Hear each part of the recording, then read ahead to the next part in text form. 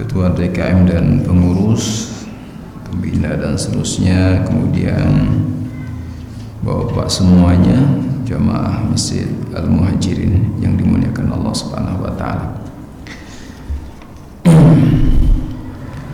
Pada kesempatan kali ini saya akan bacakan satu hikmah dari kitab Hikam.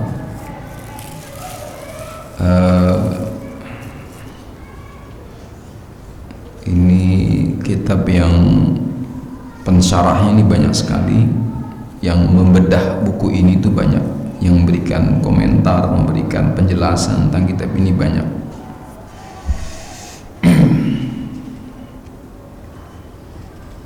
Karena memang isinya itu nanti kita akan bisa lihat hikmah yang satu ini itu ternyata merupakan kesimpulan dari sekian hadis, sekian ayat. Itu memang keahlian ulama begitu. Jadi hikmah ini adalah bentuk ringkasnya pemahaman dari ayat dan hadis yang beliau baca sampai ada muncul hikmah ini.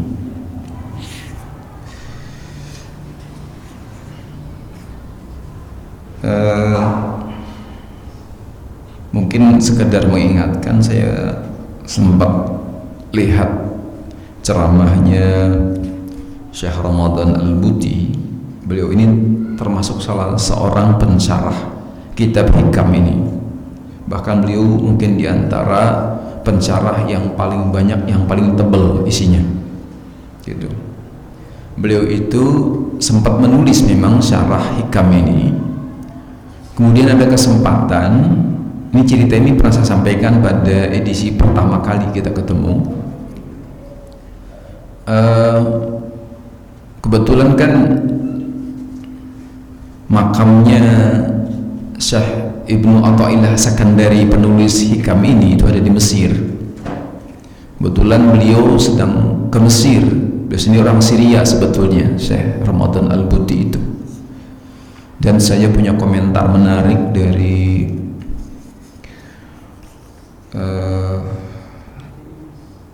ketua PBNU yang dulu, Kiai Hashim Muzadi, yang kemudian memberikan komentar karena beliau pun ternyata bacanya syarahnya Ramadan Al-Buti itu. Jadi ceritanya itu beliau tuh sedang menulis gitu, cuma belum selesai. Kemudian ziarahlah ke Mesir, dan di sana ketika ziarah itu beliau berdoa kepada Allah agar diridhoi gitulah ya, untuk menulis syarah kitab yang yang jenazahnya itu di hadapannya begitu, berdoa itu. Dan alhamdulillah pulangnya ke Syria selesai gitu, selesai penulis syarah dari kitab Hikam ini. Nah, gitu kurang lebih cerita dulu awal-awal kita ketemu. Ini barangkali ada yang mau bisa bergabung sekarang mungkin belum nggak dengar cerita itu, sehingga saya sampaikan ulang.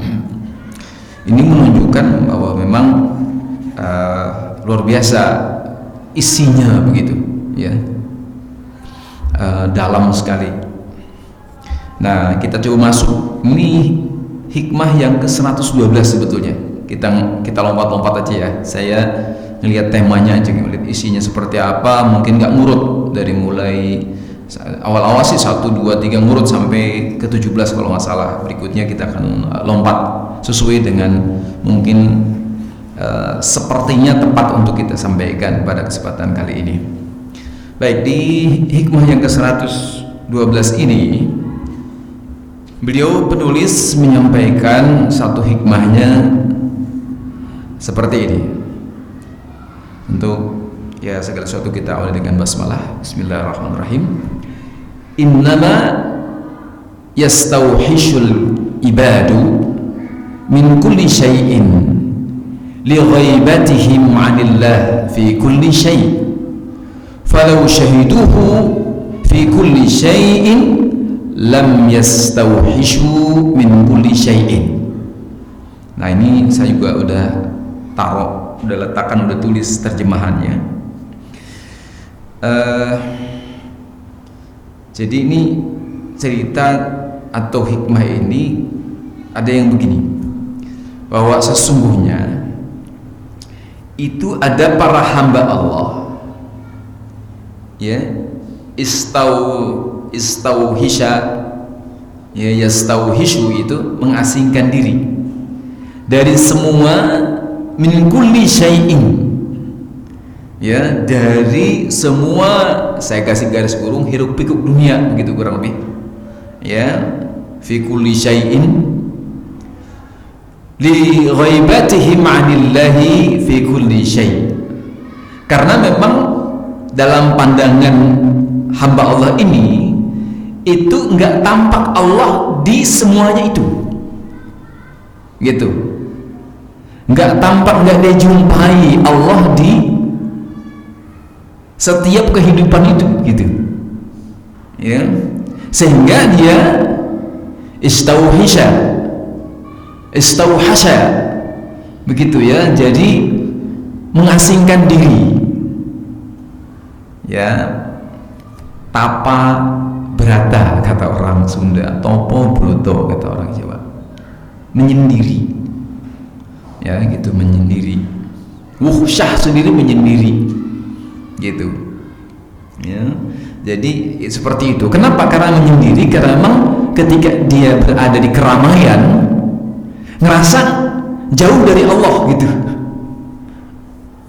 ngerasa jauh dari Allah, nggak mendapatkan Allah di keramaian itu, gitu, ya, nggak meraih itu, sehingga apa, dia minggir, menyendiri di pojokan, gitu, dan nggak ingin bertemu dengan orang. Apakah ada ini? Ternyata ada. Saya sempat sama ponakan ngobrol, gitu, dia kebetulan rajin ngaji dan sebagainya. Beliau sampaikan ada tuh yang begitu, gitu, nggak mau ditemui orang, asik sendiri. Kenapa? Karena alasannya itu, merasa kalau banyak orang, dekat dengan orang itu jauh perasaan, gitu. Ya, itu seperti itu. Nah, kemudian Ibnu Athaillah ini memberikan semacam apa ya? Itu kondisi ada begitu, gitu. Tapi, gitu kan? Falau syahiduhu fi kulli syai'in lam yastauhishu min kulli syai'in. Nah, ini terjemahan yang agak panjang nih. Seandainya mereka melihat dia, Allah, pada semuanya itu, maka mereka tidak akan mengasingkan diri dari semuanya. Artinya memang dia tetap hidup di keramaian, gitu. Kenapa? Karena dia melihat Allah, bertemu dengan Allah, melihat ada kemudian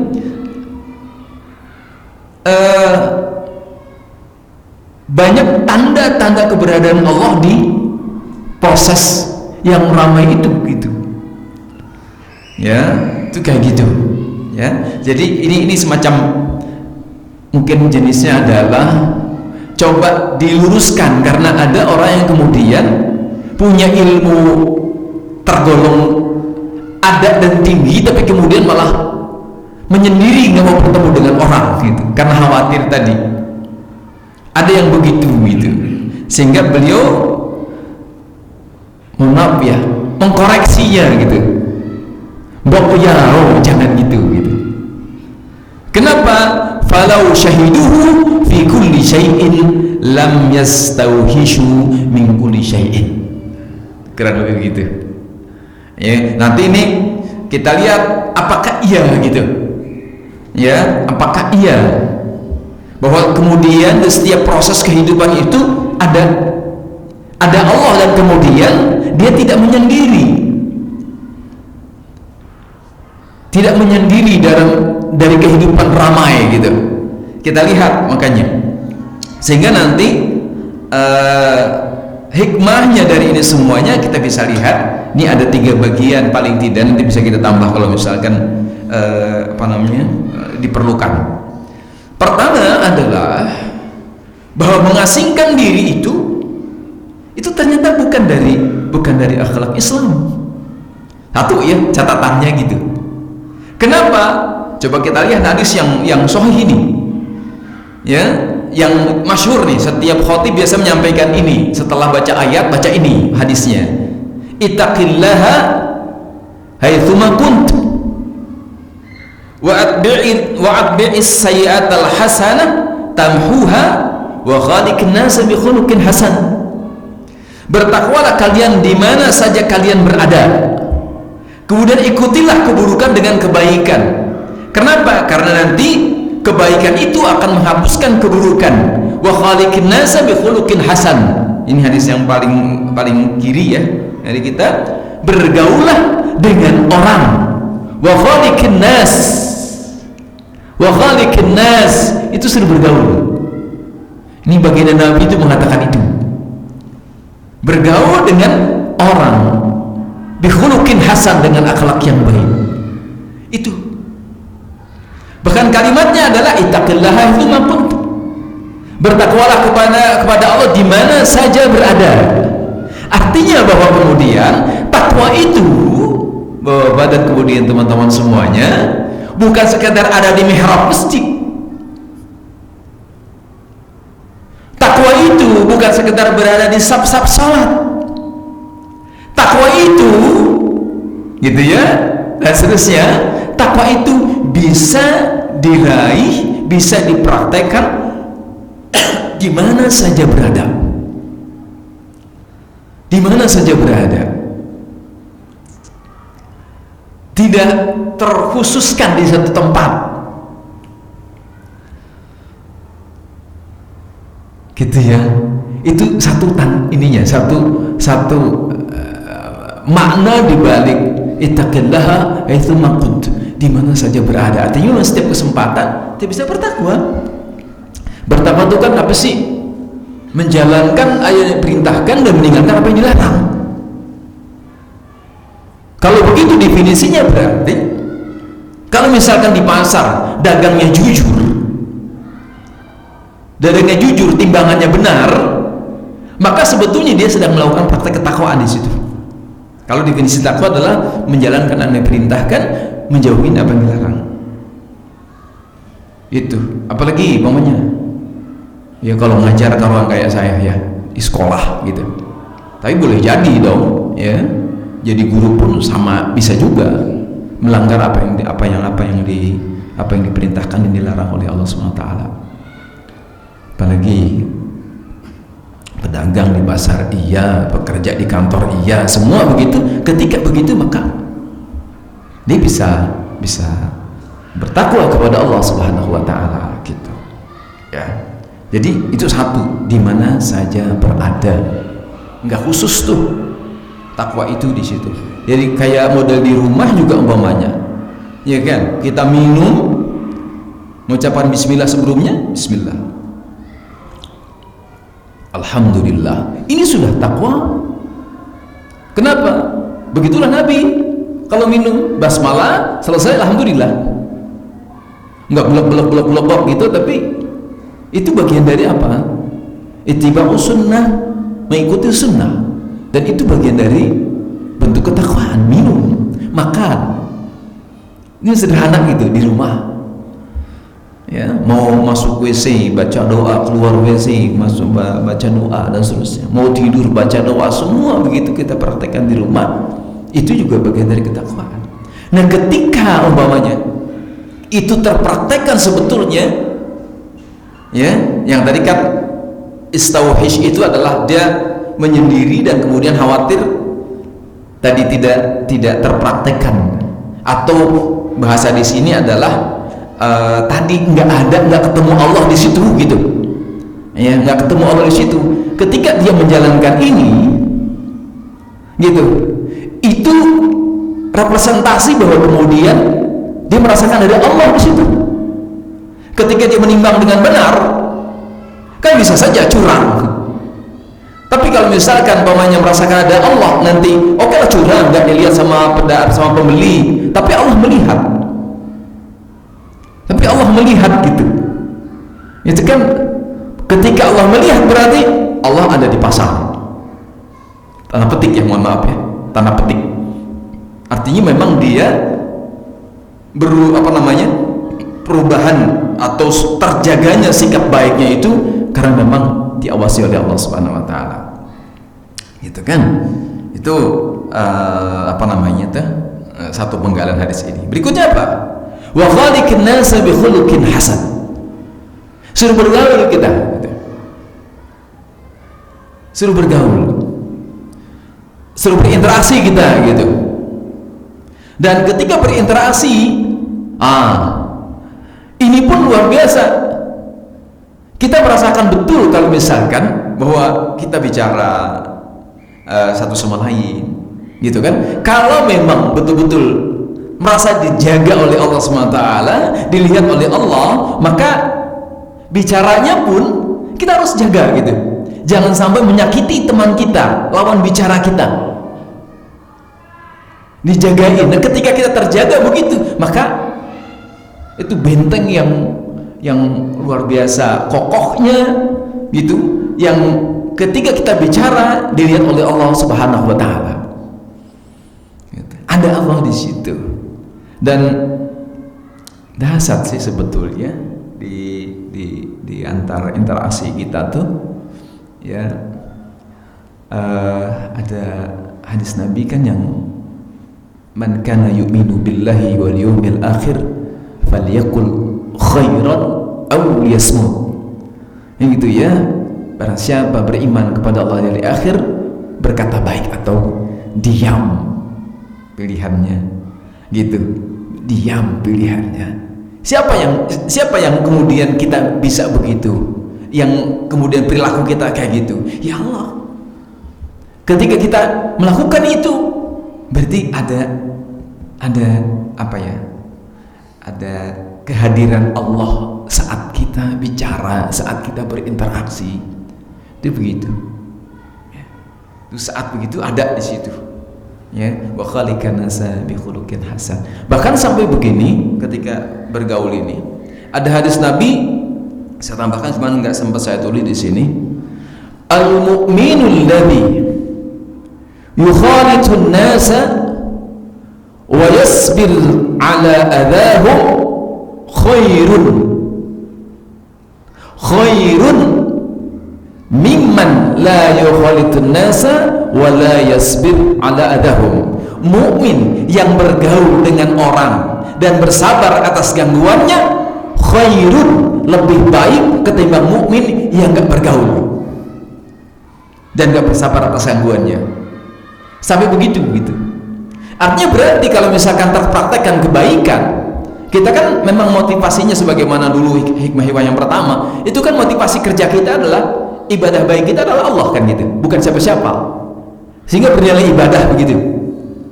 Bergaulnya pun bernilai ibadah, dagangnya bernilai ibadah, semuanya bernilai ibadah karena memang kita mengkaitkan semua yang kita lakukan dengan Allah Subhanahu wa taala, maksud dengan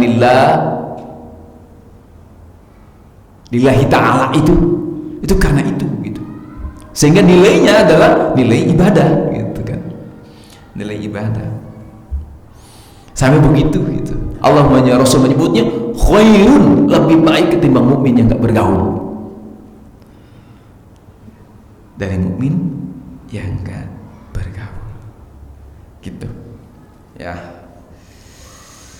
Ini sekedar contoh, ada cerita. Saya kebetulan ada orang itu bertemu dan ini luar biasa nih menurut saya. Dengan bergaul ini jadi ada hikmahnya. Ya namanya nggak perlu saya sebut, tapi masih muda anaknya. Pak Haji, saya sempat suatu hari itu diajak merampas HP orang di jalan gitu. Gimana ceritanya? Ceritanya adalah ada teman, dia perlu uang, lalu minta sama bapak ibunya. Terus kata bapak ibunya, lu minta duit lu soalnya cari kerja kayak apa kek, nyolong kek. Ini hati-hati makanya orang tua nih ya, nyolong apa kek. Akhirnya apa? Bukan kerja karena susah kan, nggak gampang orang kemudian bekerja dapat uang. Dagang apa lagi yang bisa apa? Ya nyolong itu. Akhirnya anak itu telepon orang yang hubungin saya gitu. Lu di mana? Ngapain katanya? Ya. Akhirnya dia berdua jalan. Pertama yang ketemu sama saya ini ngebonceng, dia yang suruh ngambil. Tapi karena yang suruh ngambil ini dia nggak mau sebetulnya gitu ya, nggak mau sebetulnya. Akhirnya nggak dapet tuh. Ketika belakang akhirnya apa? Lu mau penakut tuh katanya. Ganti. Akhirnya dia yang bawa. Maksudnya yang ketemu sama saya ini bawa motor, yang bonceng yang ngambil. Jalan dia cari mangsanya. Nah, ketemu ada anak perempuan lagi bertigaan bawa HP kebetulan. Betul diambil HP-nya itu. HP-nya tuh diambil. Ambil HP-nya, bawa kabur. Satu jatuh ke got, nggak bisa tertolong. 2 diambil, gitu. Nah, Baji, ya apa? Gini, itu kan katanya ketika saya ngambil HP itu kan atas kehendak Allah juga ya. Nah ini nih yang bikin saya bingung nih kan kehendak Allah juga kan katanya. Maksudnya apa ya? Kalau memang nggak kehendak Allah, saya ketangkep dong. Kalau nggak kehendak Allah, nggak jadi dong saya ngambil HP ini. Bukankah semuanya adalah kehendak Allah? Saya bilang nih, waduh, Ustaz dikasih pertanyaan begitu ya. Ini mau jawab apa ini, gitu kan? Iya, terus. Ya, saya nggak mau potong. Ayo terusin cerita. Itu. Iya kan katanya. Kehendak Allah juga kan itu. Kalau nggak kehendak Allah, ketangkep saya katanya gitu. Nggak jadi tuh, ngambil HP itu. Saya diem aja. Emang resikonya gitu ya. Waktu saya tempo hari pernah ditanyakan, pernah saya cerita di sini juga. Ada yang bilang mau protes sama Allah tuh. Saya juga bingung juga pertanyaan jawaban itu. Udah diem dulu deh sampai selesai, dia maunya apaan gitu kan, sampai selesai, jangan ditahan di jalan. Ya, di tengah perjalanan cerita. Udah akhirnya gini katanya Pak Jimmy. Justru di situ saya berpikir, itu kan perbuatan buruk. Dia tahu tuh. Dia perbuatan buruk, ambil barang orang. Ini yang kemudian saya jadi apa? Takjubnya di sini. Kenapa? Bayangkan katanya Pak Haji, saya berbuat buruk saja. Allah nggak apa-apain. Allah itu luar biasa membiarkan saya untuk berbuat buruk katanya. Berikutnya kesimpulan dia yang luar biasa. Untuk itu saya berhenti Pak Haji. Berbuat buruk saja Allah kehendaki, apalagi berbuat baik. Ini justru yang hebatnya belakangan. Sehingga Pak, tobat akhirnya. Dia cerita juga karena tobat. Kalau nggak tobat mungkin nggak cerita. Ya, kalau tobat ya cerita begitu. Dan ini nasihatnya Bapak. Dari sini jadi tahu bahwa kemudian jangan dikira saja kemudian Allah itu, cahaya Allah itu hidup di orang-orang yang taat, orang ahli ibadah. Bukan. Boleh jadi di orang seperti ini pun masih ada cahaya Allah Subhanahu wa ta'ala gitu. Sehingga apa? Jangan memicingkan mata kita sama orang-orang yang kita anggap mohon maaf nggak taat gitu. Karena boleh jadi di hatinya masih ada apa? Masih ada cahaya. Mohon maaf, kalau saya potong tadi pertanyaannya, enak aja lu, kehendak Allah, kira-kira jadi nggak cerita tadi? Nggak jadi cerita itu, putus udah selesai gitu. Ya udah kalau gitu saya nyuri lagi. Sehingga apa? Jempol saya ngacung, keren luar biasa. Bilang kok kesimpulannya ada yang kayak gitu, ya Allah. Makanya jangan sampai meniadakan arti itu, atau meniadakan atau menganggap kecil orang itu gitu. Mentang-mentang kita ahli ibadah, kemudian membuat kecil orang-orang yang nggak ahli ibadah, yang kelihatan sedang di mana-mana itu. Kenapa boleh jadi di hatinya masih ada cahaya, dan kemudian kita tinggal apa? Kita tiap cium-cium, biar apa? Biar hidup. Tadabbur ini kemarin baru lihat video yang itu loh, yang nyalain api lewat pakai itu tuh, yang digesek begini dong gitu. Padahal tadi nggak ada api kan. Kalau di situ sih bahkan nggak ada api tuh, putarnya. Kemudian apa? Ada api. Sehingga dari sini subhanallah, kalau Allah mau itu gampang kok menggerakkannya. Allah mau itu mudah-mudah saja gitu. Yang tadinya luar biasa kejahatannya kemudian berubah, dan itu banyak sekali, bukan satu dua, itu banyak yang kayak gitu, banyak yang kayak gitu. Nah sehingga dari situ Bapak dan kemudian teman-teman semuanya, kita, cerita saya banyak tentang ini sebetulnya ya. Yang beberapa sudah saya sampaikan, cuman ini cerita tambahannya. Begitulah kurang lebih ya. Kita disuruh, karena apa?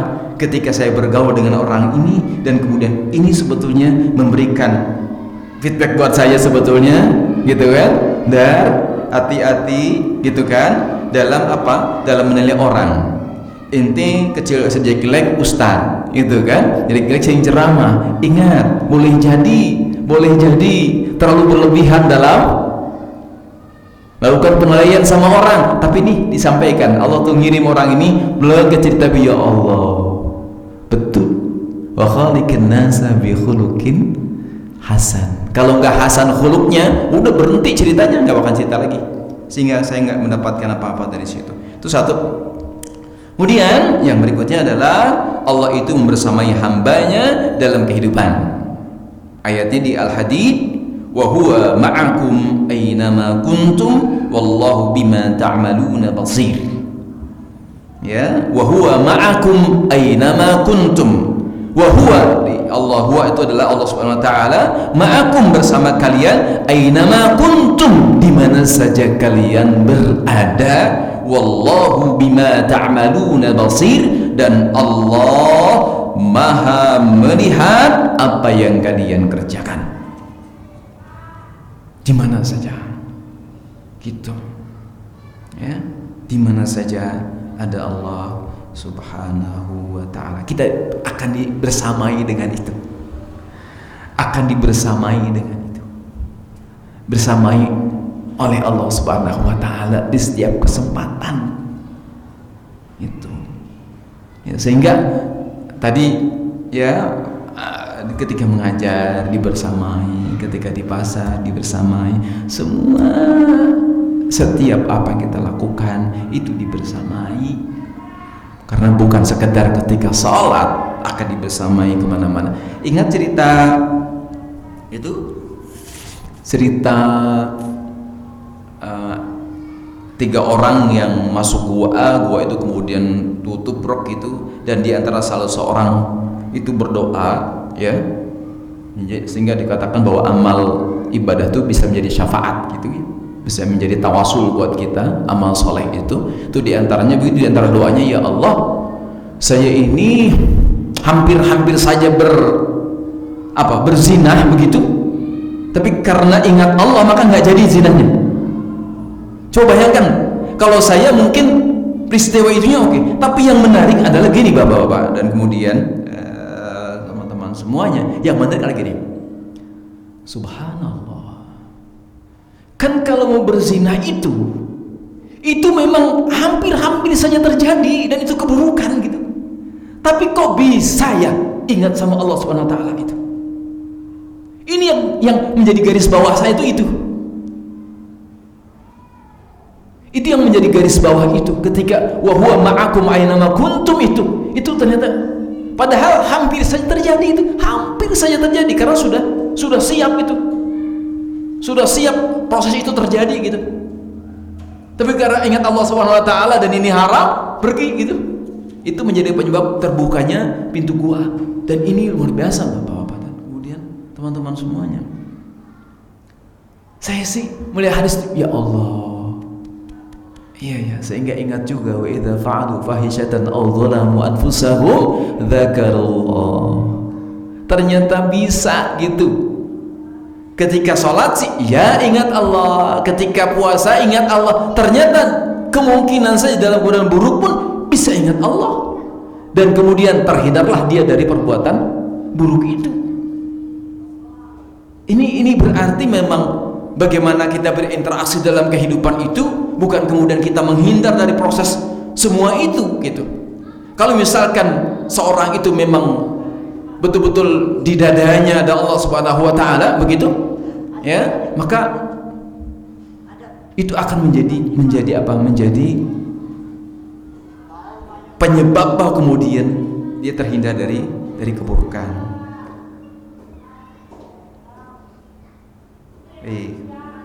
Ya, itu sehingga wa huwa ma'akum aynama kuntum wallahu bima ta'maluna basir.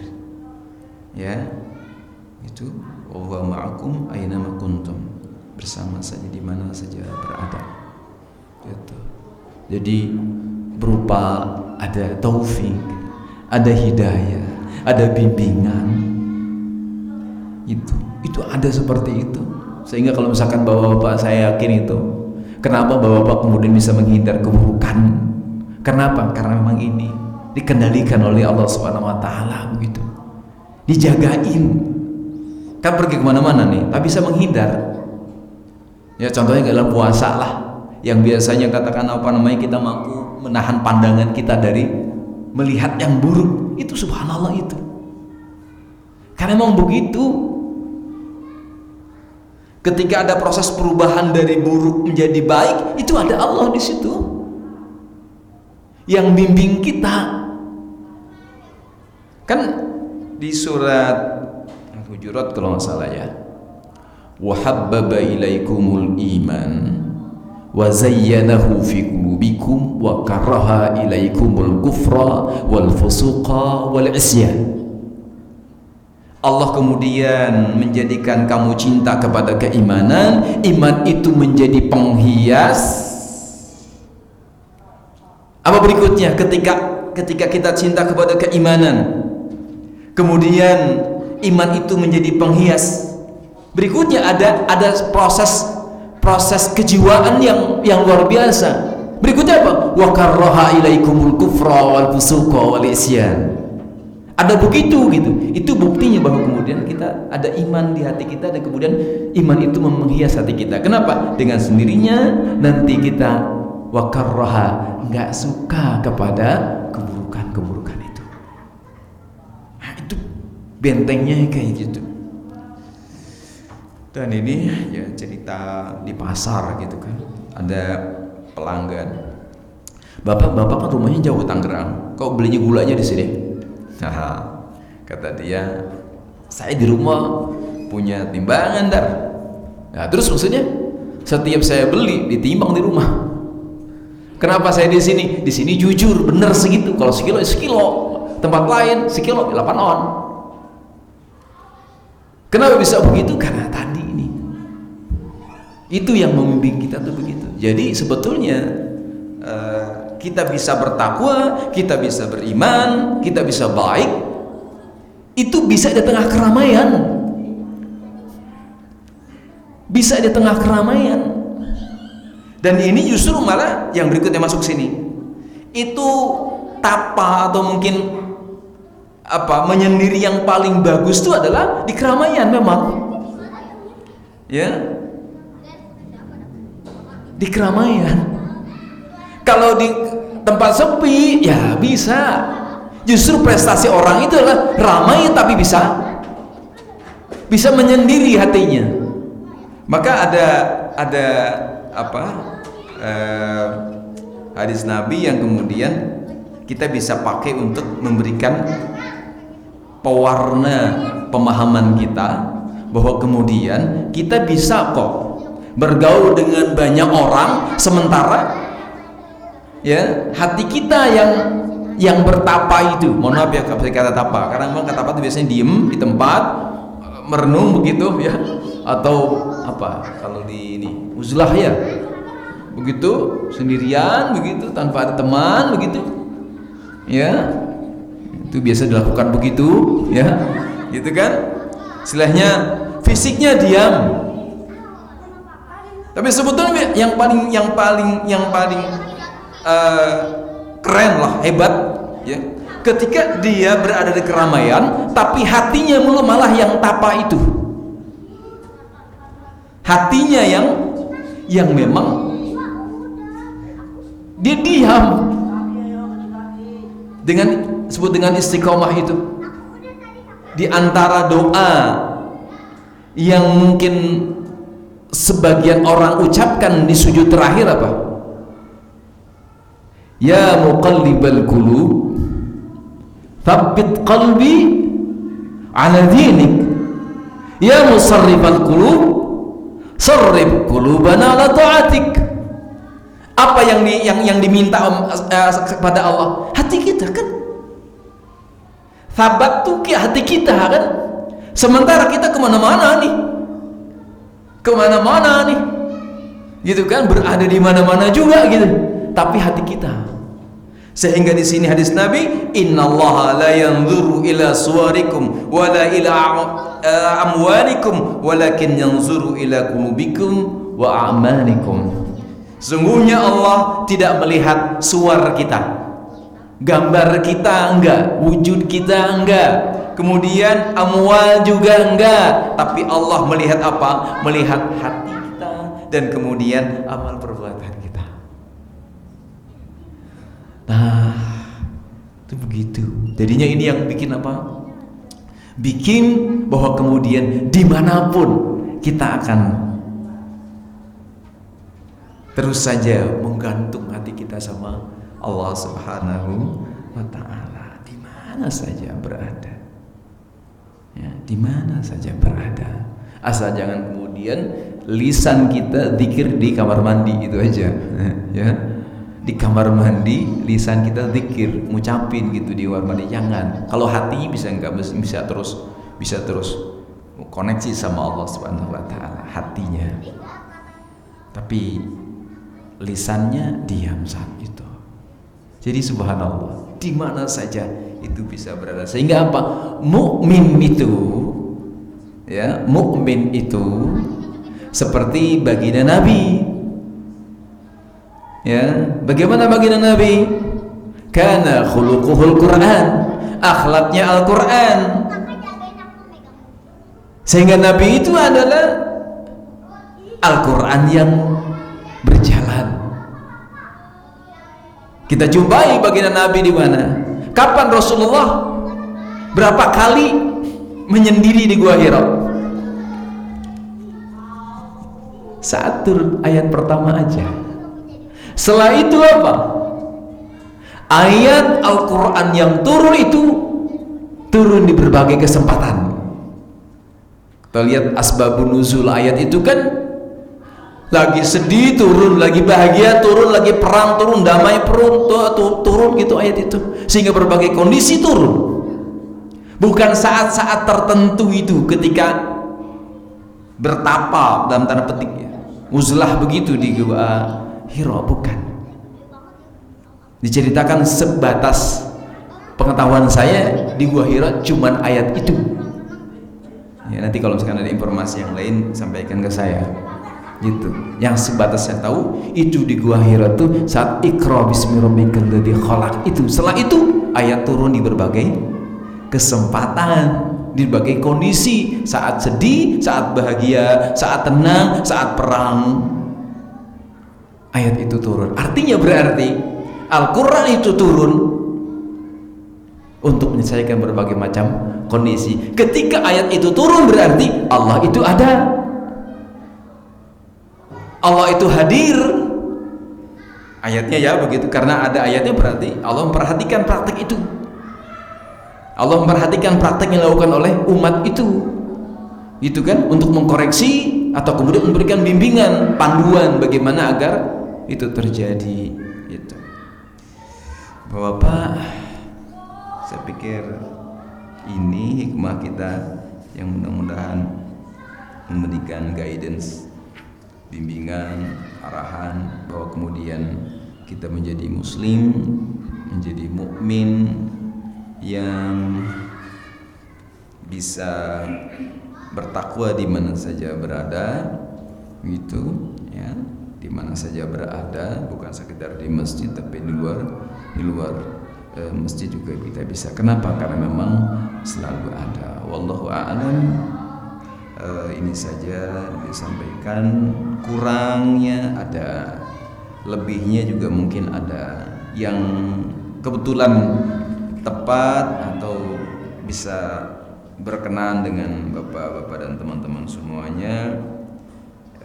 Saya mengajak diri saya dan kemudian semuanya untuk bisa menjalankan atau terinspirasi dengan hikmah ini dan kemudian kita bisa hidup sebagaimana layaknya manusia biasa. Kita bisa mendapatkan ketakwaan, mendapatkan rasanya ada wujudullah, itu keberadaan Allah itu di setiap kesempatan, sehingga apa, keberadaan Allah itu akan menjadikan kita insya Allah terpelihara dari perbuatan-perbuatan yang tidak berkenan, yang tidak sesuai dengan yang Allah perintahkan. Dan kemudian selanjutnya insya Allah walaupun kita bergaul dengan banyak orang, tetap terpelihara lisan kita, pikiran kita, semua tindak tanduk kita insya Allah terpelihara. Dan walhasil berikutnya, kalau sekarang ini kita merasakan kehadiran Allah di berbagai kesempatan, ada satu berita umpamanya di surat Ad-Dukhan umpamanya, menarik kalau misalkan mau dibaca gitu kan, bahwa kemudian nanti itu kita akan dipelihara oleh Allah Subhanahu wa taala di akhirat. Wa waqahumullah, Allah akan menjaga kita, itu kan, syarra dzalikal yaum, keburukan dari hari itu. Walaqahum nadratan wa surura, maka kemudian kita akan, wajah kita akan berseri-seri, berbahagia nantinya. Itu saja, aku qouli hadza fastaghfirullah li wa lakum, hadanallahu wa iyyakum ajma'in, wa Allahu muwaffiq ila aqwamit thariq.